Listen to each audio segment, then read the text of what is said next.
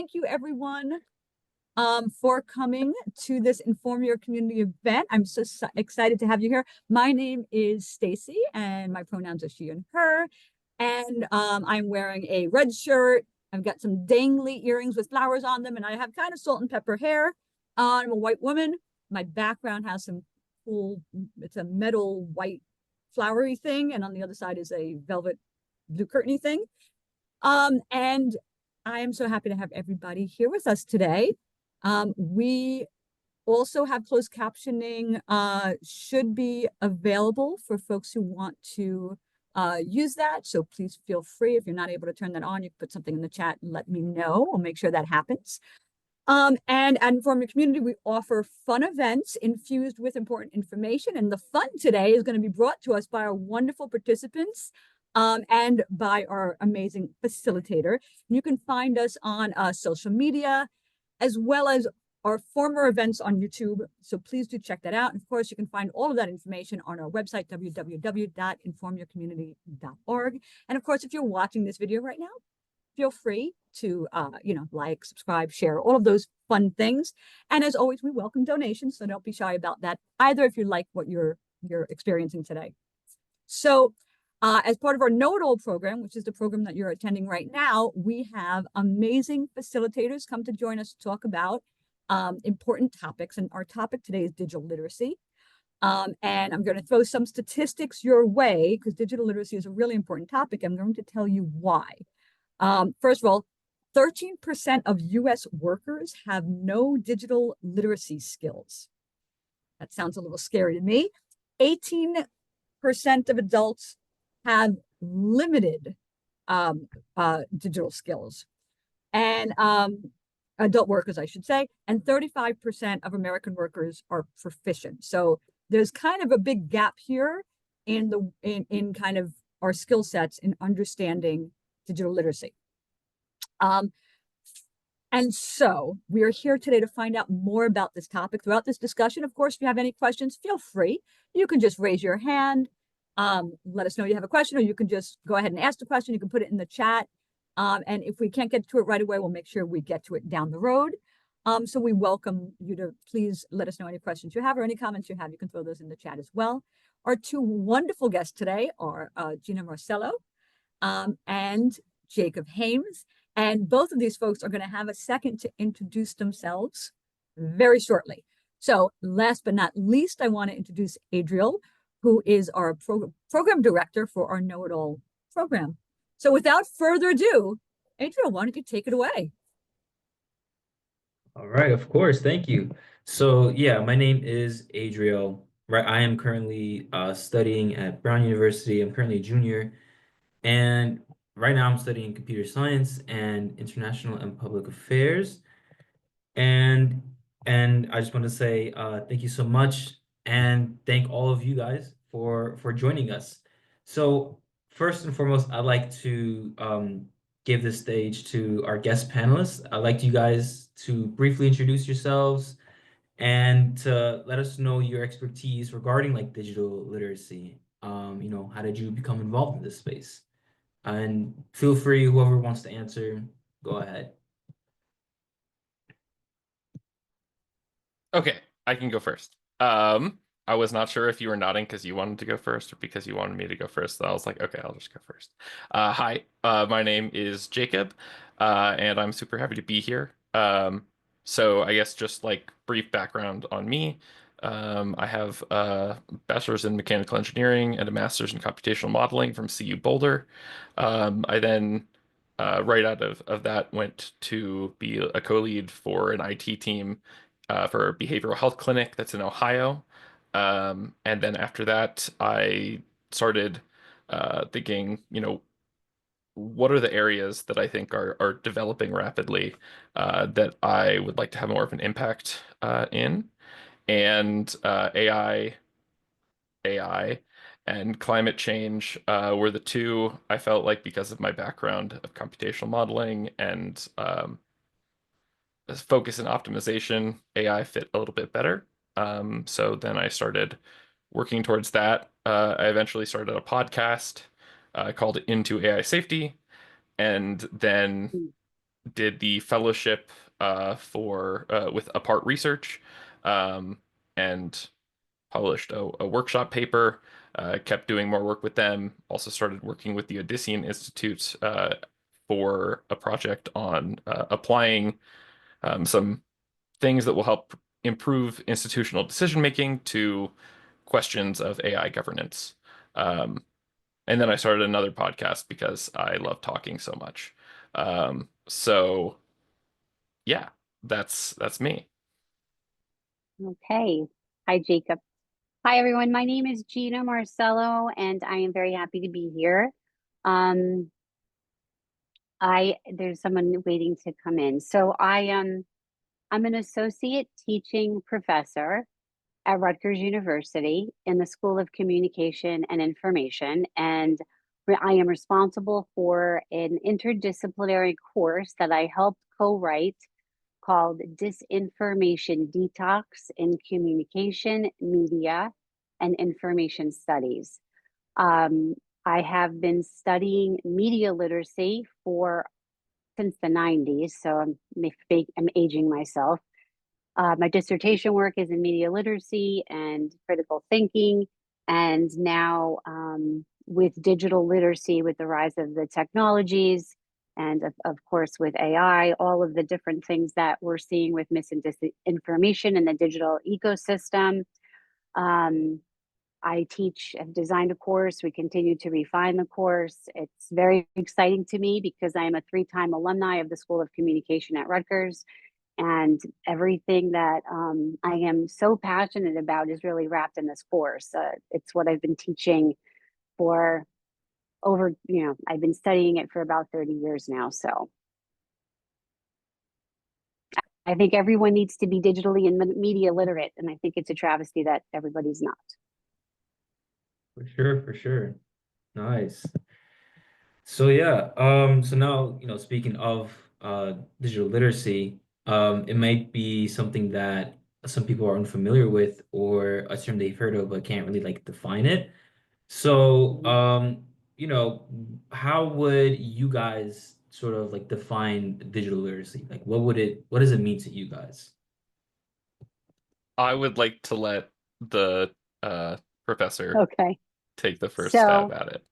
So historically, media literacy is the ability to access, analyze, evaluate, and produce media in all of its forms. This is prior to social media. With digital literacy, we're talking about more than just how to use the technology. In the course that I teach, Disinformation Detox, we really heavily emphasize an understanding of that invisible side of the information ecosystem, which is how these different digital and information systems work, why they work the way that they do, and who influences them.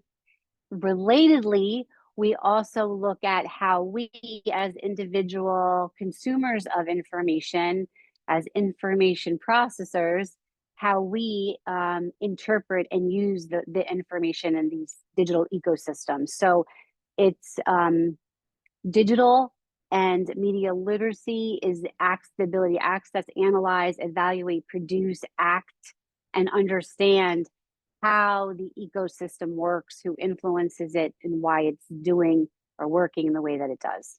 So I don't know if that is a good definition. It might be a little bit much, but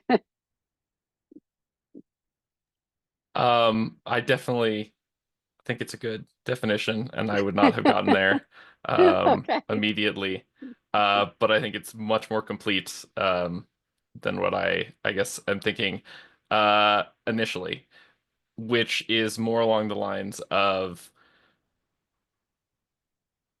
understanding how these systems work, how information proliferates online, how it's both created and shared, and why certain things are shared and others aren't, um, and why you see something and you don't see something else. Um, and being able to parse what is trustworthy and what is um, maybe not, using the tools that we have access to for both searching and investigating the media online in efficient and safe ways. Hmm.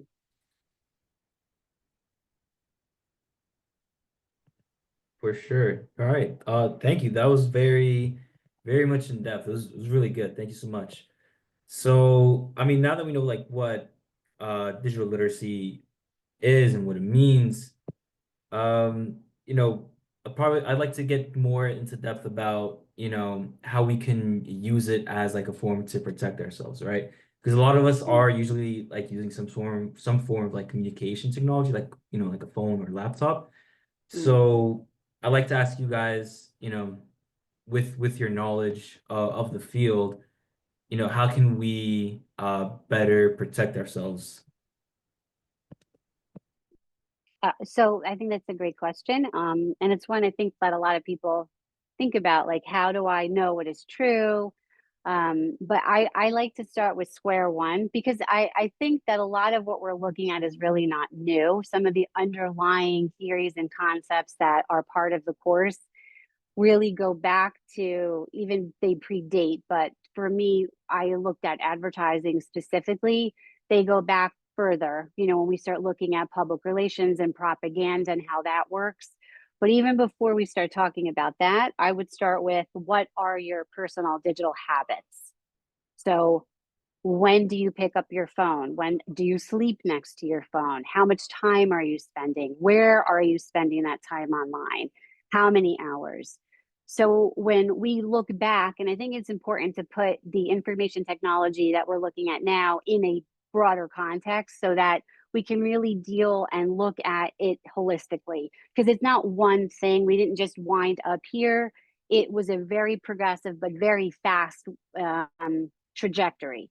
So, what are your digital habits in the late 80s, the early 90s? We were concerned with 4 or more hours of television viewing a day. So we can equate television viewing with screen time.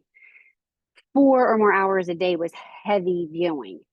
We are far surpassing 4 hours of screen time per person, with younger people 18 to 22 looking at like 7.5 hours, depending on which research you're looking at. Some have argued, and I would probably agree, that really it's ubiquitous. We are constantly connected in some form or some way, whether it's a laptop, our phones, our watches, we're constantly connected. And so with a constant connection, we're looking at really our own digital consumption habits first. I think that's one of the things that we have to look at. Like, what are your digital habits every day? Um, how do you know that what you're seeing is true? So when you're looking at something, do you say, I don't think this is true? Oh my God, I can't believe this is true. Do you say, this really makes me upset and angry? I'm going to share this thing. I'm going to comment on it. And then the third thing that I would suggest that we always ask ourselves is, who is benefiting from the way that this information is being presented to me? Who is actually benefiting? Because is it really me or is it someone else? And this is where we can start to look behind, for the Wizard of Oz, we pull back the curtain and say, what's going on back here? Like, why is this happening? Like, who's benefiting, by me being stuck to my phone 8 hours a day? Because it's certainly not necessarily me. Even I have to constantly I go through digital detoxes myself. I'm constantly paying attention to what I'm consuming online. I make sure that I take breaks from my phone. I think that's very important for me. But so to your question, I don't know if I answered it or I went way too far, but that's what I have for you. And let Jacob speak. Sorry, Jacob. Oh no, I could talk for an hour, 3 hours, 6 hours on this. yeah. I mean, Yeah. clearly I could too, because why stop at one podcast? There you go. Um, but I think that the main thing to add, um, is also because I totally agree with everything that Gina brought up. I think that in addition, asking yourselves, do I understand how the tools that I'm using work? And do I understand who made them?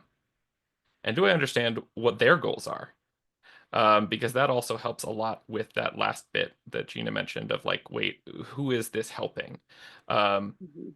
there are a lot of systems that are used that have a lot of positive benefits, but are made by or run by people who uh, want you to be using their platform. Essentially, they gain value out of you using their platform for longer. And so understanding to the extent that you can how a recommender system works, why the thing that's showing up as the top search result in whatever search engine you're using is the one that's showing up there, because it's not the same answer for each of the different search engines. There are different things that are causing that particular entry to rise to the top. And it's because of how the systems are designed. So you don't need to have a comprehensive understanding of how these systems work, but having an idea of what it is, as opposed to something that was much more frequent in the media a couple years ago that was really irritating to me, was the algorithm. And saying, oh, it's the algorithm, like it's one thing, and that like we don't need to worry about it. Um, there are meaningful things you can know about that, and that can tell you a lot about Mm. the tools that you're working with. Yep, I think that's a really good point, Jacob.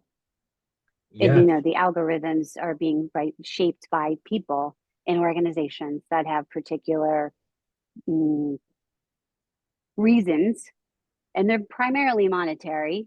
And to your point, it's not just what you're seeing when you do your search, but it's that each of us are seeing different things when we're doing our searches.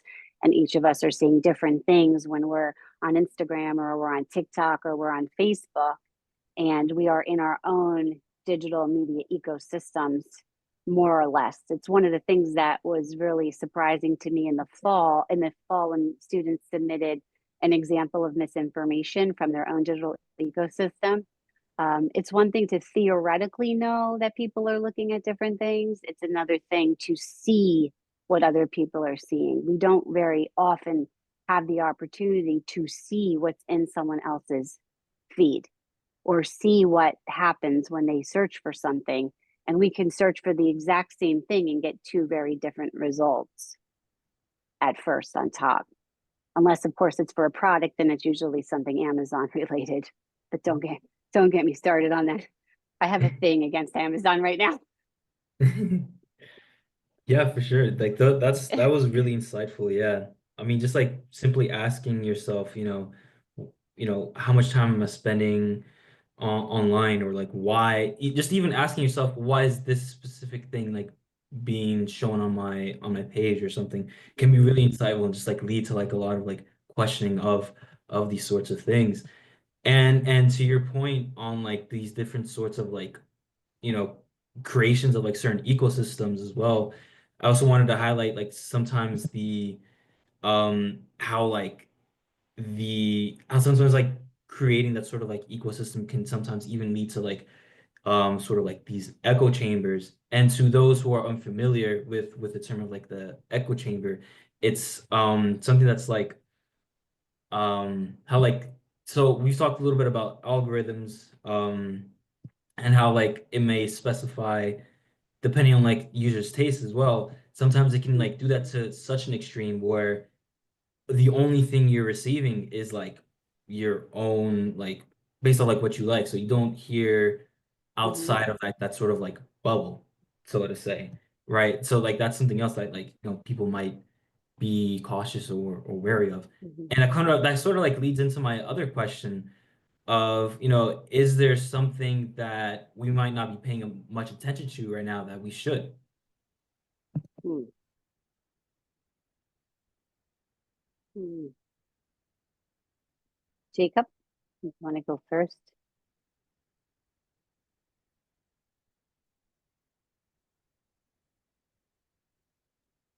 I just have to say, there's got to be so much. I think it's almost hard to even figure out how much it is that we're Yeah. not paying attention So, to. okay, so here's what I'm going to say, because I think this is a very important part of this. Mhm. This is not, I don't want to place blame, because I am really looking at and studying misinformation and disinformation, and what is it and how do we identify it, and what are the different types of misinformation, and how do the systems promote certain content over others, which gets us to this key point.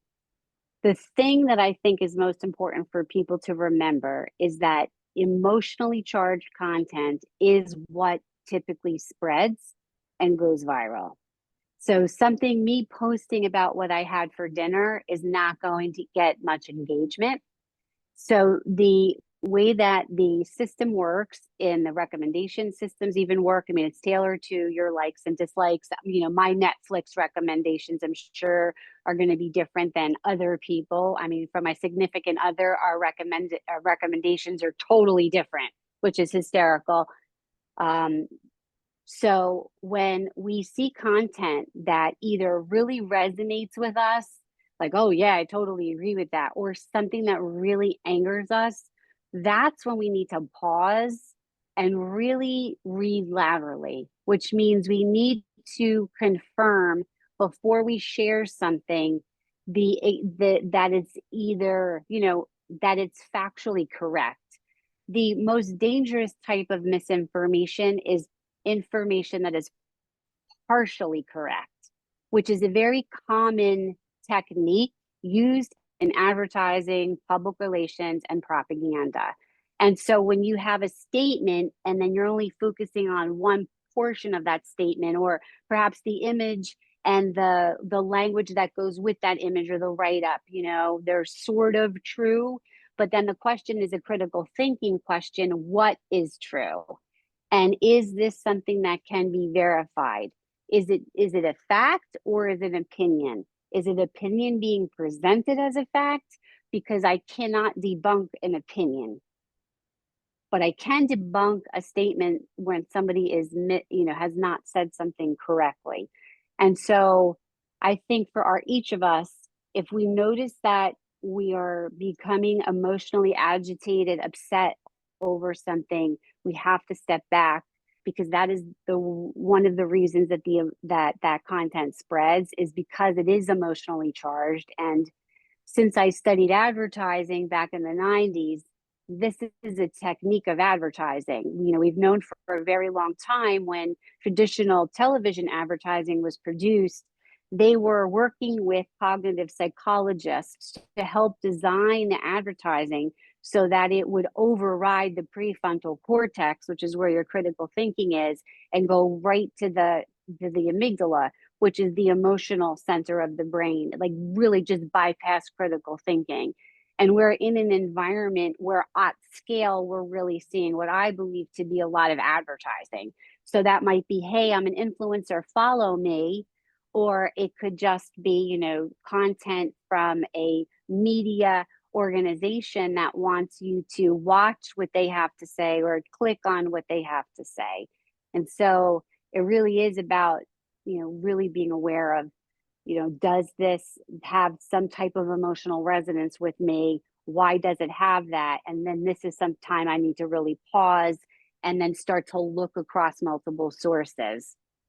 So what if you have an emotional response to some sort of media or advertising, and that response is because it's so wrong?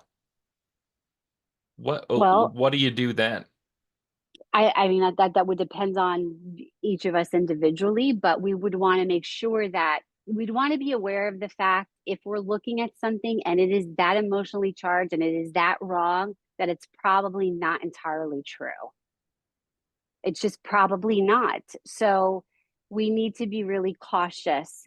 The thing that keeps us watching, the thing that keeps us scrolling, the thing that keeps us on, is the fact that we're pulled into it. And we're pulled in because it emotionally resonates with us. And the more it Sorry, emotionally resonates, the longer that we're there. when I said wrong, I meant like factually, like it is not true. Like it's not true. And I like don't, that's what makes right. you I don't touch that. I don't look at it. I it, ignore it because otherwise okay. I'm spreading it. Yeah. So if I don't engage with it, if I don't look at it and I, then I mean that, I could real quick just scroll past it, but I'm certainly not going to comment on it because if Hmm. I'm commenting it, that's giving it engagement. And the more Hmm. engagement it has, the further it's going to spread. So Right. I certainly would not comment on it. Even if I vehemently disagreed with it and it really made me upset, I would not do anything with it, which is the hardest thing because we want to say something, but they're hoping that we're going to, not they, I hate to say they, the system will only spread the content that has engagement. And so it's created so that you want to engage with it. If you're not engaging with it, it doesn't go anywhere. No one else is going to see it. It'll get a very minimal amount of eyeballs. It's different, than traditional or legacy media in that regard. There's a lot more information and information's flattened. So my experience with um, information is different because I'm older and the way I came into the digital ecosystem is different. And I have different cognitive frames that I use to assess the information that I'm looking at. There are, if you're 20 or 21 or you're 22, 23, you came in another point in the digital ecosystem. And primarily you came in and you grew up with access to a cellular device, mobile technologies, and most likely, a lot of social media. So that is a very different way to interact with information in the environment because all information is the same. There's no marker in what you're looking at. It all comes across like a joke, someone falling off a balcony, and a serious breaking news story are sitting side by side and next to a promoted ad.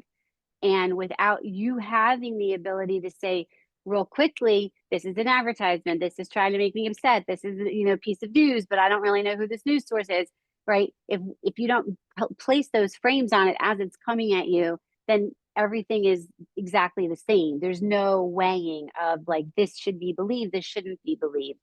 And then of course we're working against our own psychology because we don't always remember where we heard something. We just remember that we heard it. So I heard something, I heard it multiple times. What I heard was not true, but I heard it so frequently now that I'm talking to my friend at coffee and I'll say, did you hear X, Y, or Z? I can't remember where I heard it, or I thought I heard it here when I really, right? So I don't even know the source of where I heard something. And then I'm even sharing information that is incorrect because I saw it multiple times. I didn't verify it, and my brain just doesn't remember exactly where I saw it because I spent 7 hours online. Yeah. No, I totally get that. I guess going back to the like, what are we missing? Or like what are people not paying attention to? Um, so my, I guess, expertise area is AI relevant stuff, AI relevant stuff. Uh, and the words that are being used to describe different things, even AI itself. Um, but also, agentic is a frequent word that is being thrown around more. Um, and understanding. Um, and a lot of these words um, are words that were previously used only to describe a human um, characteristics. And so even if, maybe in theory, the word doesn't have that association, um, it does cognitively because it's only ever been used to describe humans or human relevant things before. Even the word like hallucinations, which is one of my least favorite words, is not. I mean, that's something that really is a human um, Mm. experience. In theory, there might be an animal that could have a hallucination, but like we can't confirm that. So, um, Sorry to interrupt you, Jacob. Can you tell for folks who don't know? Can you tell folks what it is about yes. education here? So if you can everybody can define their words even more, that'd be great. But definitely hallucination. I don't think a lot of people. I only learned about that one like this year. Absolutely. Yes, sorry, I totally forgot.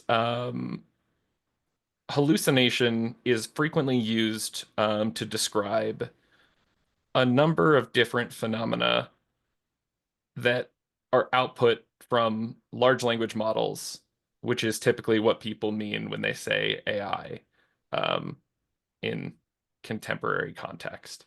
Um, so these hallucinations are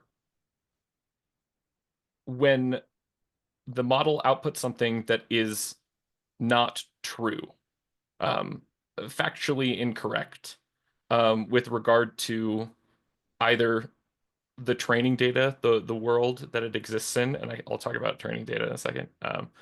I want to try to prevent this from becoming just me saying a bunch of AI words and describing them, because there's also like this very relevant part of just more general media literacy. So yeah, but um, if something's factually incorrect, so let's say some people have seen, like on Google, when Gemini responds with like, here are facts that respond to your question that you asked. It can surface information from articles that are satire or not true.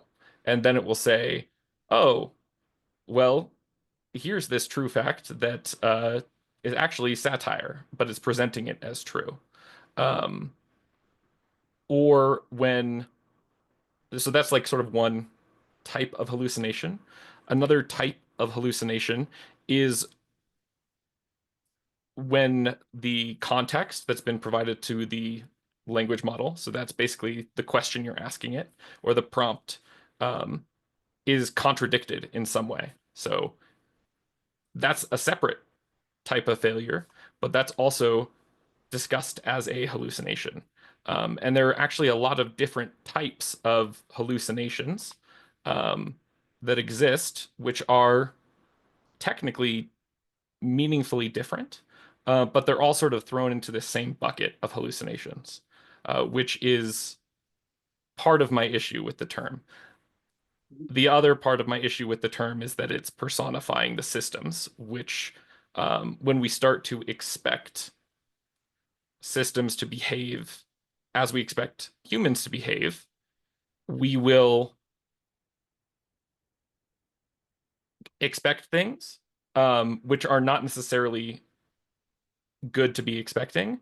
And that's when bigger problems happen. Um, and that's when we have, disasters or just issues as a result of putting an expectation as to how the model is behaving. Um, Model meaning language model, large language model, LLM. Yes. Sorry. Happy to Why? answer more definitions if I missed any too, um, because it is really important to be clear about what we're talking about in this space when everyone seems to be using the same words to mean something slightly different. Yeah, Yeah, for sure. because that's you raised a really good point. The language is really important. And I think it's intentional that we're using language for large data sets or large language models, also known as AI, to personify them. I think that's intentional. I think if you look back on the history of Edward Bernays did this, right, with cigarettes and women in the 1920s and getting them to smoke torches of freedom, as he called them, for the Easter parade. So this is a technique that's been used very frequently with public relations when an idea is needed, when we're trying to shape how the public is going to respond to a particular idea. And I think you hit the nail on the head with that one. I hadn't even thought about it, but I agree with you. It's problematic because they're large data sets and they're using large data sets to answer questions, or if we put the questions in, and it cannot think. It cannot think. It cannot think like a human being. It may appear as if it's thinking, but it is not thinking. And it's important to remember that. And actually, just building off of that, one issue, like another issue that I have is that the chat models that exist, um, all of the interfaces that are made to interact with them, not all, I guess, a vast majority, um, all of the big ones at least, look like you are having a text conversation. Like the UI that you are, so the user interface that you are working with looks like what it would look like if you were texting someone or instant messaging them or what have you. Again, this is a way to sort of direct your thinking about the systems. You see when the computer is running the model to get the next tokens, you see like little dots that are appearing. It's not writing anything, but that's what it looks like because of how we like what we associate that with in the past. So even just how the systems look and how we're interacting with them have meaningful impact on how we understand them. And thinking again, like, why is it that this is the interface that I am interacting with this tool on is important and can help contextualize the tools. And I guess the last part is I'm not saying that the tools are bad. I use large language models frequently, um, but I know the limitations and I'm able to see when, for example, a commercial says, which this is true, that this has happened, a meta commercial says, like, you can ask it to plan your marathon training plan. And that just isn't true. I had my girlfriend ask that exact question. She's a runner. She was like, yeah, this plan that's been output would hurt you. Like, it would actually physically hurt you if you followed through with this. Um, so being able to sense when essentially like propaganda advertisements don't like aren't saying the truth is really important. And the only way to do that is to have an amount of understanding of how the systems are working. And the ability to do deeper research to find the answers from a reputable source. So you mentioned before Yes. a word that you don't like. A word I don't like is fake news, because it doesn't really, that doesn't even make any sense. So an event doesn't scream on news on news. A person needs to decide this is something that should be reported upon. So it is news, regardless if you agree with that topic being newsworthy or not. That's if it's reported on and people are watching it or reading it, then it's a newsworthy event. What the disagreement is around is the framing of the news, which is a totally different thing. So I may not agree with how this particular, again, this gets back to language. I may not agree with the word choice maybe in the heading, the headline. I may not agree with the way that it's structured, but they're new, it's not fake.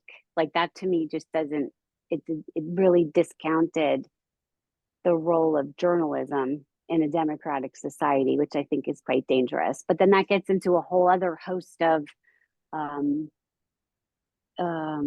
concerns regarding the digital ecosystem, regarding the political economy of media and information technology companies. So the political economy of media is where who's making these decisions. And if we look at consolidation of media organizations, we had 50, 60 years ago, we have 6 now.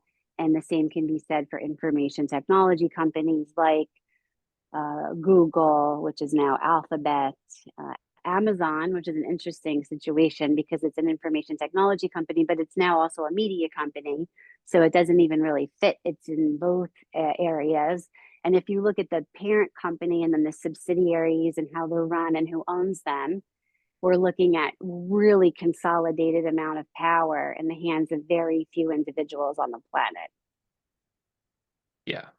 which should be of concern for 99.999% of the world's population.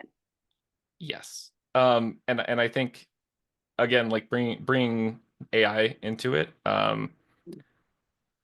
because that's what I know. The biggest concern that I have personally around um, AI technology is the increased concentration of wealth and power that will result from it. Because effectively, the systems that are being used and developed right now that are based on large language models to essentially automate large sections or significant tasks allow for the, in my opinion, devaluation of labor, like human labor. And so if you devalue human labor, the other type of value is capital. Um, and capital favors those who already have it. So you get an increasing disparity between those who have wealth and those who don't. Um, and I think that that's something to watch out for. Yeah, I'm not opposed with making money. I'm not opposed to wealth at all. I Yeah, don't me want to give neither. that impression, right? But to your point, it's already happening. You know, the concentration. You can actually, it's hard to do, but you can start to trace back who owns what into what is the parent or the holding company of the subsidiaries, and it's a little hard to keep track of because they keep merging, or they'll create a new name because they're getting, press that's unfavorable. But the reality is, these are all, they call it, it's an integrated, what's the word? I can't think of the word. Vertical integration. So now I'm able to take one product and put it across all of the other companies seamlessly. And that's good for business. And it may very well be good for business, but it's not necessarily good for the consumer. And Jacob, to your point, I've been thinking a lot about AI, as many of us have. And I do understand the concern and the attempt. There's an attempt, and there will be an attempt to reduce labor, but there's an invisible labor that exists with any type of automation. And although it appears as if these systems can be run without human beings, I think that's a fallacy. That we will need human beings in order to work with the technology, not to replace human beings. And that's my larger concern, right? For students, it's my larger concern for all of us. Is it something that we can use to aid and assist, or do we want it to replace? Because I don't think a large language model data, no matter how it comes across or how pretty it looks on my screen, is ever going to replace a human being. Yeah. I Um, agree. Yeah. I agree that that's not possible. Like at the very least, without substantial changes. And I hope it's not possible. Um, I think that there are large sections that can be more automated. Um, and I think that will still have the impact of squeezing the workforce. Um, Or reshaping it. yes. I mean, like I'm not saying that I think things are hopeless by any means.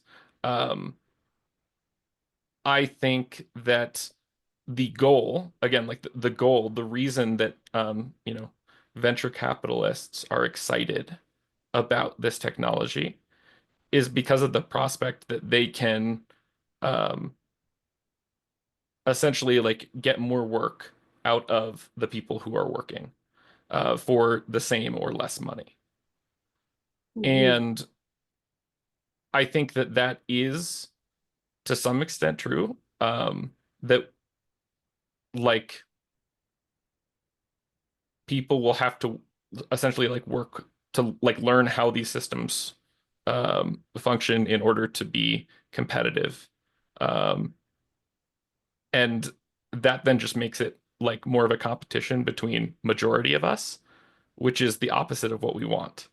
Um, What do you we mean? want to be working together and, supporting each other, but having something that, you know, makes the job market more competitive because, you can run the same thing but with slightly less people, um, effectively makes all of us want to, be more competitive against each other, which is not good.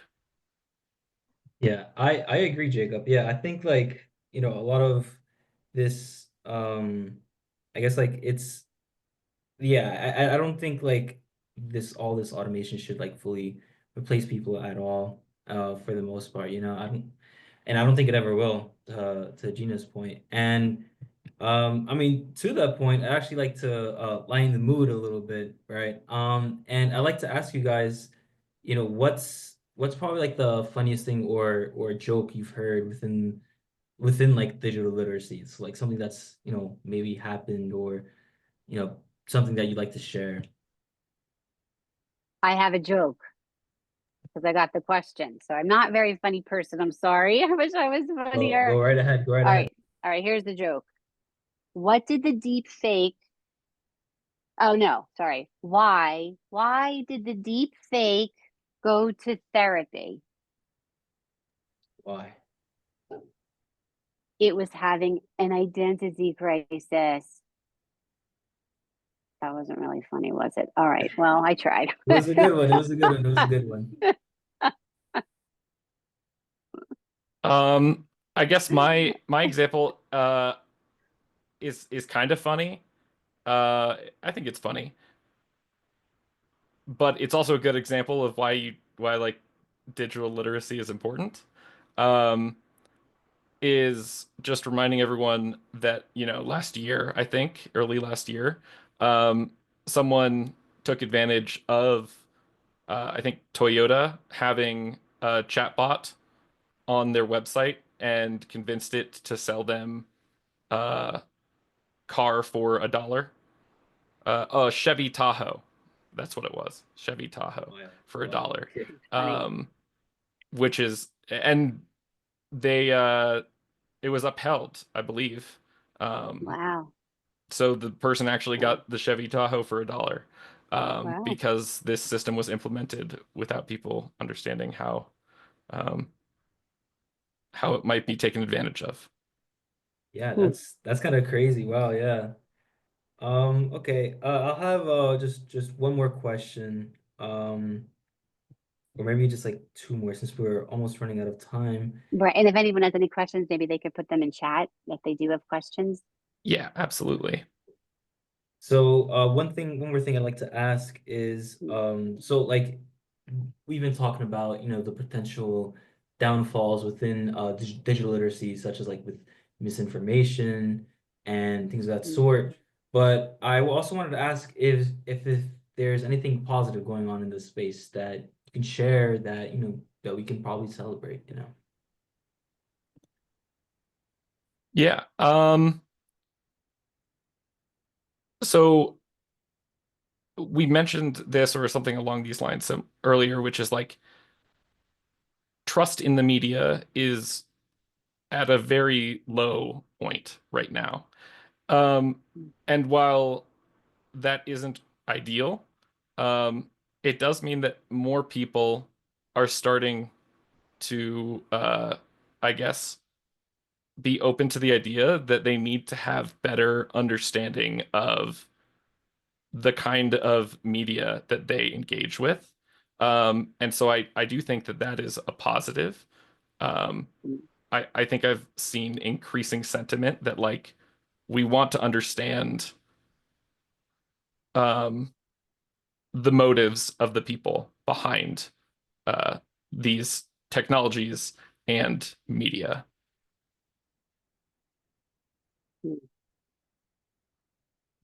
Okay, so I think I'm very hopeful. We're having this conversation. I was hired at Rutgers to design and teach a class called, disinformation detox. People are talking about these things. We're recognizing that we're spending too much time on our devices. We have too much screen time. And I would think that we need to recognize the humanity that we share and that we are much more alike than we are different. And that may not be a very popular take, but I really do believe in the power of talking to people that are different, visiting locations you may not, being open, being kind, because everybody, all of us are going through this human experience. We're all feeling the same things. And I don't think anyone wants to live in an environment where they feel divided or they feel angry or they feel fearful. I don't think anybody does. It's not good for us physically, emotionally, mentally. None of us, no one. I don't care what side of the aisle you're on. So if we can remember to look at our own humanity and what we share in common versus what we're different, and we can learn to talk across our differences, we might be able to come up with some pretty amazing solutions. It may not be entirely what I want or entirely what you want, but maybe those solutions will be better because it'll be a little bit of this and a little bit of that and a little bit of this. But it's when we shut down and we start to other people that I become concerned. And for my own mental health, I know that there's just certain things I can't look at because that isn't my experience of the world. My experience of the world is what happens when I go outside and I talk to my neighbor or I talk to my students. That's my actual experience of the world. And my actual experience of the world tells me it's a pretty awesome place and we are really lucky and we have the ability to create something different. The way that the digital ecosystem exists right now does not need to stay this way. We can reshape it to be something else. It's this way because no one's been paying attention. I've been paying attention. Media literacy, digital literacy scholars have been screaming this for 30, 40, 50 years. But now more people are paying attention. And I'm really hopeful because hopefully we can collectively say, hey, this isn't working for us. This isn't working. We want it to be a different way. We get that you need to make money, but let's talk about other ways you might be able to make money instead of making us divided and not like each other for silly reasons that don't really add up to anything because I generally believe people are good. So sorry, I'll get off my soapbox, but I'm very hopeful. Yeah, that's an amazing note to end on. And let me go ahead and pass it on to Stacy now. Stacy. Thank you so much. Sorry, Jacob. I think Gina's got to get the last word on that. We're a hopeful organization, so we got to go with that. I'm so glad that everybody was able to be here. I did promise in our advertising materials that there would be a raffle. So I am going to go ahead and write down a number between 1 and 50. And there is a question in the chat. So if either of our presenters want to go ahead and respond to that question, that'd be great. I'm going to, just for time's sake, I'm going to push forward though, but we'd love for you to respond to, I think it was Darcy who had a comment there. I've got a number between 1 and 50. So if you're here and you're attending, please put your numbers from 1 to 50 in the chat and we'll see who will win. And the prize that we're going to get is a router. We've got a wonderful donation of a router. Wow. Pretty impressive prize, That's great. think. So and in terms of privacy, we only kind of briefly touched on, your router will help keep out what's out there in that world a bit. So, it's good to have one of these. So go ahead and put that in the chat. As you folks are doing that, I'm going to go ahead and continue with my closing and feel free to continue the discussion in the chat as well.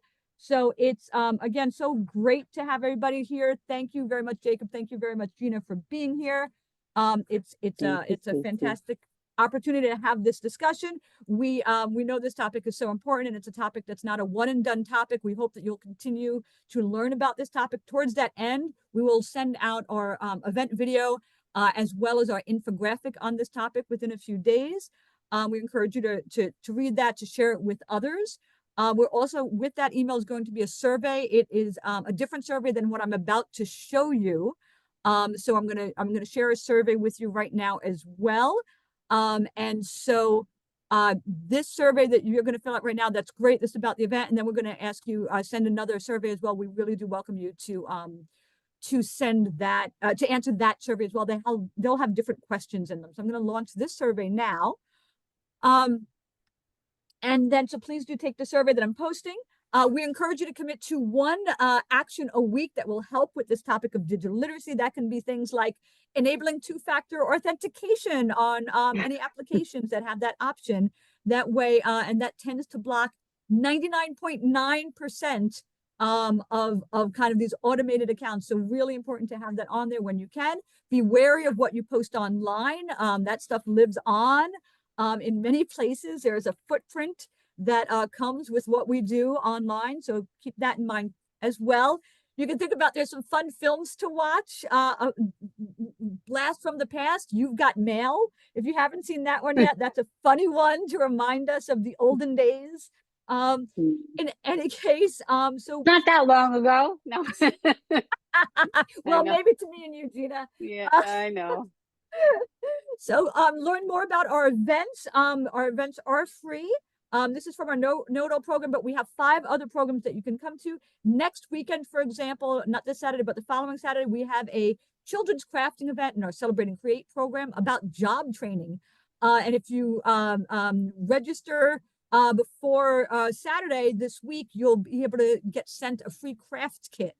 So we encourage you to do that. We're also starting chapters in New York City with in-person events as well as Orlando and Nashville. So stay tuned for more information on that. Please check out our videos on YouTube as well. You can see all of our past videos. And of course, if you're interested in donating, we ask, please do that. It helps us out and helps keep our events free.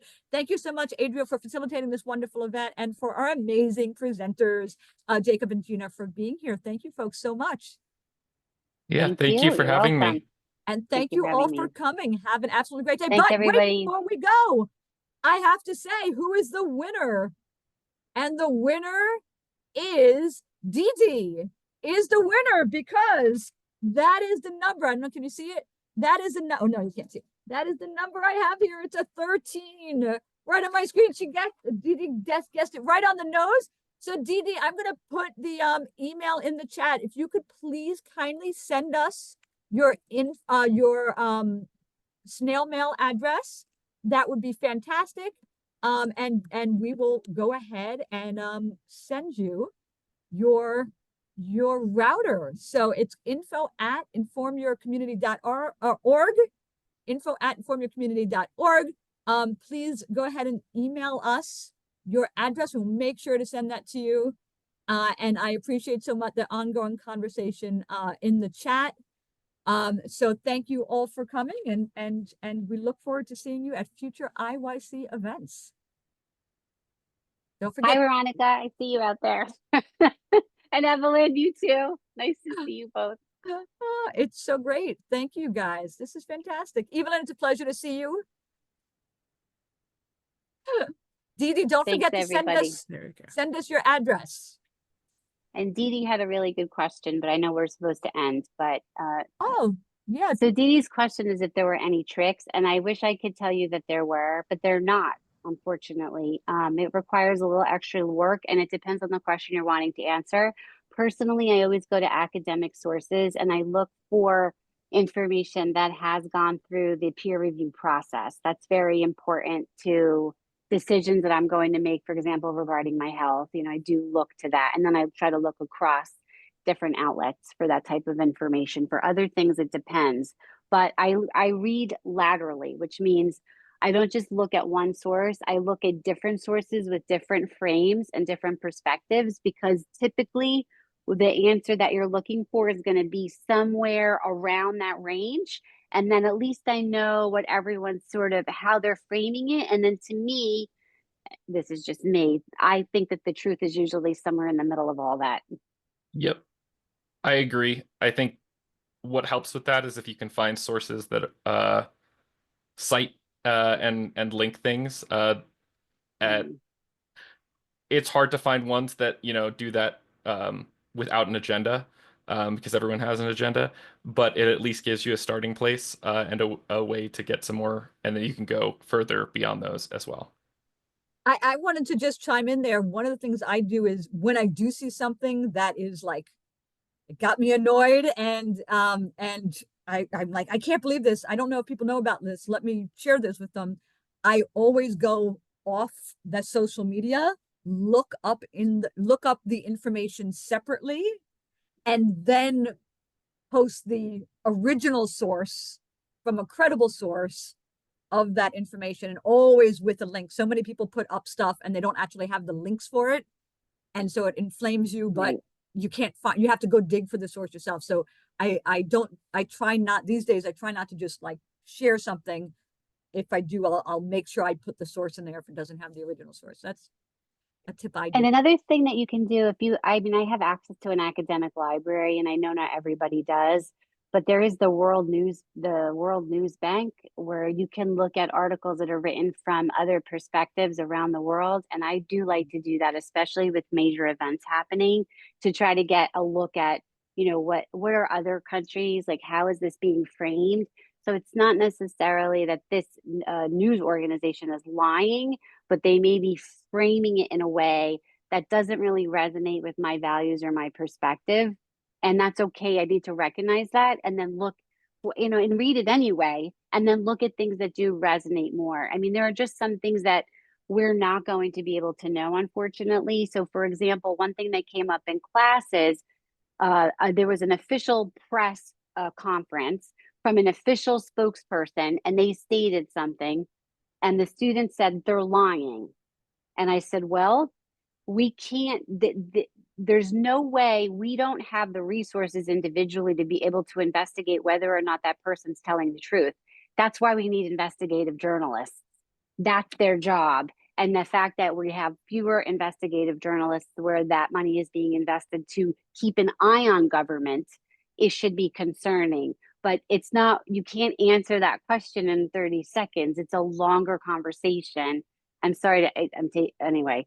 I wish there was one like, yes, do that thing, but it's really being very critical and flexing your critical thinking skills. That's fantastic. Good advice. Sorry. Good advice. Thank Super you. helpful. This is amazing. You folks have been absolutely amazing. I'm trying to think. Oh, I was going to say that with my students, everybody's blaming the media, and like, we've got to fix the media, and it's because of the media that we have mental health crisis. It's not the media, but social media particularly. Right. Because of the social media, we have a mental health crisis. Everybody's got some issue. Because of the social media that I can't make authentic friendships. It's because of social media I can't do all these things. And I actually stopped them when I realized, literally, I have my students come up with a project, and all of the students want to talk about how social media is the devil. And I had them, I read all of their topics to them. And then I said, okay, I want you all to stop for a second and look at each other and talk to each other. Just introduce yourself. And I said, if you want social media to not be causing these things, the solution is not to change social media. The solution is to change our own actions, to no longer rely on social media for our social engagement, right? It's just talk to your neighbor, have a conversation, right? Kind of what you were saying. Right. Well, I mean, this is like, right, it would be like screaming at the television because there's ads between my programming. It's not going to make the ad stop. I have to know what the purpose of the ad is, and then either watch something else. So, or fast forward through the ads if they don't let you do. But right, it's taking it to that, like, we're growing it that way. But the systems don't have to work like that. Like, if we didn't fall victim to it, I don't want to say it's fully our responsibility. It's not. They do have a responsibility as well, but we need to show collective action in our behaviors, and to like hack our own phone. So, just recognizing that the affordances of the technology make us want to look at it. It makes us want to pick it up. So a good hack is to put your screen on gray tone. So when I find myself using my phone too much, I put it on grayscale. because it's really not that interesting to look at on grayscale. And it does reduce your screen time. That is I practice all of these tricks on myself. That is a fantastic, you should make a handout for that. That's a fantastic tip. What I do, and I know folks are like, why are you all still talking? But this is so much fun. What I do is I take off all the settings that are allow them to like give you that echo chamber. So like, are you, we can use what you're doing to target you with ads. Yeah. And I turn all of them off. And it's like a breath of fresh air because I actually have things in my feed that I never would have thought I liked or I was interested in. And this new, so every few months I go through all the privacy settings on my social media and turn off because it'll like automatically start. When they do the update, it resets everything. And yes. So, yep. So, and Darcy said, I get research burnout often to get a wide view of things. Well, I might not have all of this. Yeah, we do. It's overwhelming. You can't know everything. Pick the things that are most important to you. Become like, focus on that. We can't, there's too much information. We're literally legitimately drowning in information and we have to give ourselves a break. We have to give ourselves a break. And then, although I'll say, Gina, sorry, at Inform Your Community, we provide entry-level information about a variety of topics. And so check out, we have 38 topics on our website. All the, our curriculum is there. So if you want just a little bit of information about a topic, just some basic stuff without all the interventions, check out our infographics and our information under Get Informed on our website. Sorry, Jacob, I think you were going to say something. And then we all got to go. Yes, we got to go. It was just find the things you care about and deep research on those, and then find trusted sources for the other ones. So maybe a trusted source can be Inform Your Community, or maybe it's something else. But I think that's the way to go about this. And it's hard to establish those trusted sources, starting with people who actually share the sources that they're getting their information from, can help a little bit. Well, I haven't heard a better thing to end on except that. So other than what Gina ended on before. So Gina got the last word before. Jacob got the last word now. Thank you all for coming. Thank you all for staying on so long to have this conversation. Bye, everybody. Have a great week. Thank you, Stacey. Thank you guys so much. It's a pleasure. Care. Thank you guys for joining. Thank Bye, you, Adriel. This is really great. Bye. Bye.